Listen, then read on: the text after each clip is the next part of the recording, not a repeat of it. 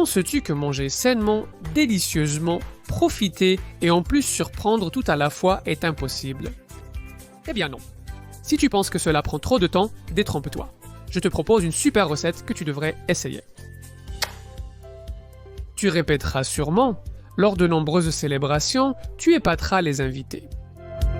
Je commence par cuire un œuf, tu sais, tu le mets dans l'eau quand elle commence à bouillir, environ 10 à 11 minutes, et tu le sors pendant qu'il refroidit. Nous préparons le plat d'aujourd'hui qui est à base de saumon fumé. Comme vous pouvez le voir, j'ai du papier plastique ou du film alimentaire sur le plan de travail et ce que je fais, c'est de placer des tranches de saumon fumé jusqu'à obtenir un bon rectangle. Préparons maintenant la garniture. Regardez, je commence par un petit morceau d'oignon. Comme vous pouvez le voir, je le hache très finement et je le mets dans un grand récipient. J'ajoute aussi du surimi, au goût que certains d'entre vous appellent bâtonnet de crabe. L'idée est d'en prendre quelques-uns et de les hacher très finement. Je les ajoute au même récipient. Ici, vous pouvez y apporter une petite touche personnelle.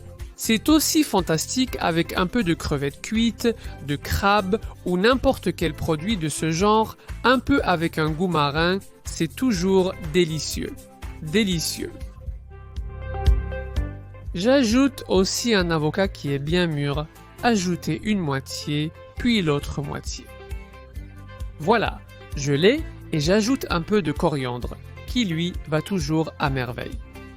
Bien sûr, ajoutez du sel selon votre goût personnel et aussi du poivre noir fraîchement moulu pour lui donner ce coup de saveur.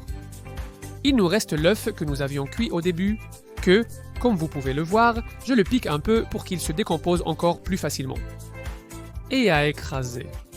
Nous allons le mélanger plusieurs fois jusqu'à obtenir une sorte de pâte uniforme, quelque chose comme ça.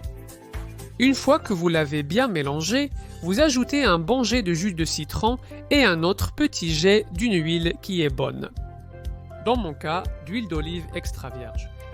Nous mélangeons et lorsque vous avez une texture uniforme, c'est prêt. Préparé, que vous allez placer à une extrémité du rouleau de saumon que nous avons préparé il y a 1 minute et il ne vous reste plus qu'à former le rouleau. Utilisez le papier lui-même pour tourner et rouler sur lui-même et assurez-vous qu'il est bien fermé une fois que vous l'avez, couvrez les extrémités et roulez la boule. Préparé? Réservez au réfrigérateur pendant au moins 2 heures. Et si vous voulez, vous pouvez le faire d'un jour à l'autre, ça reste superbe. Une fois que vous voulez en profiter, il ne vous reste plus qu'à le sortir, décorer un peu et le mettre sur la table. Donc vous pouvez le faire juste au moment de servir. Il ne vous reste plus qu'à retirer ce plastique qui, comme vous pouvez le voir, n'est pas du tout difficile et à ajouter quelque chose qui lui donne la touche finale. J'aime toujours ça. J'aime retirer les extrémités parce que c'est toujours plus joli de voir la garniture, donc cette extrémité est pour le cuisinier et celle-ci aussi. Rappelez-vous de ne pas appuyer sur le couteau, mais de le bouger d'avant en arrière pour qu'il coupe proprement la queue. Avec un peu de mayonnaise et un peu plus de coriandre, et vous avez cette merveille prête sur votre table. Coupez-le et profitez-en. Les gens vont rester bouche bée. Regarde, quel morceau de pinton. Les petits rouleaux sont impressionnants. Ils sont très faciles à faire, ils sont très beaux, ils surprennent tout le monde. Mais le plus important de tout, c'est qu'ils sont délicieux.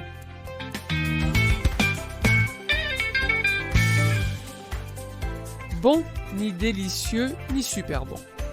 Un de mes plats préférés du moment et il ne pourrait pas être plus facile à préparer. Je te laisse la liste des ingrédients et des quantités pour que tu puisses le préparer chez toi encore plus facilement. Pour en savoir plus, clique sur ce petit carré et découvre cette super recette.